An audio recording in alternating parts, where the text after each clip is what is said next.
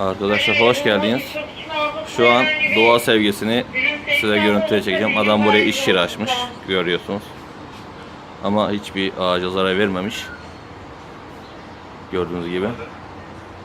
Böyle insanlar alkış hak ediyorlar.